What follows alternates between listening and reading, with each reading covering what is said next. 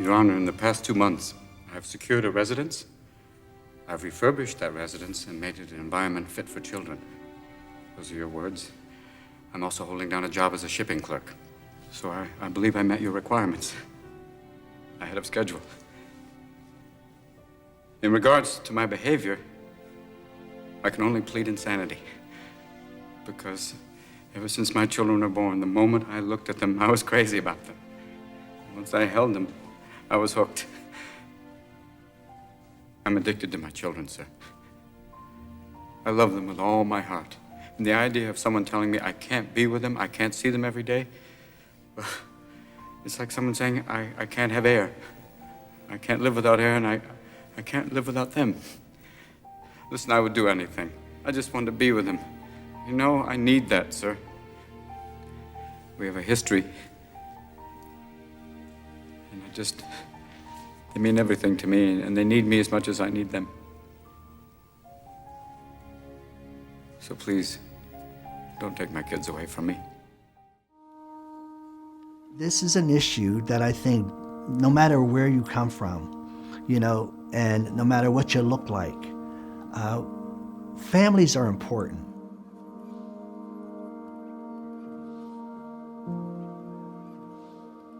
I believe the system does incentivize conflict, and we need to change that. Nobody should have to spend hundreds of thousands of dollars just to have a relationship with their child. And what we find in most situations where individuals split up or divorce, they have to go to their corners and get their lawyers and lawyer up just to fight to have custody of their children.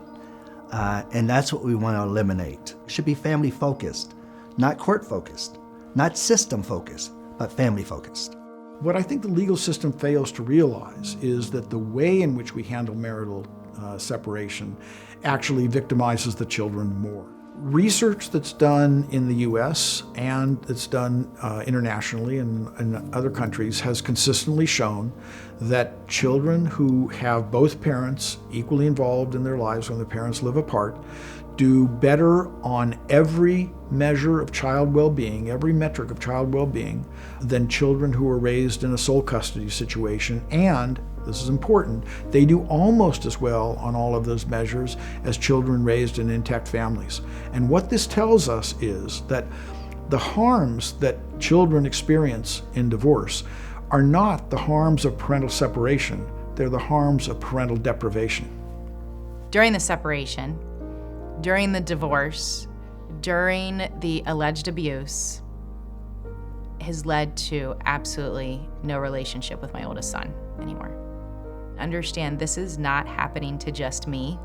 This affects 22 million Americans. If it wasn't for the system, I truly do believe that my ex and I could be functioning. We've set up a winner-loser situation, but in fact, everyone loses. Government needs to do a little bit more for when we see parents break up. It's the most vulnerable time of their life. And it's the most emotional time in both of their lives. And what you'll find is during that time, that child is in the wing.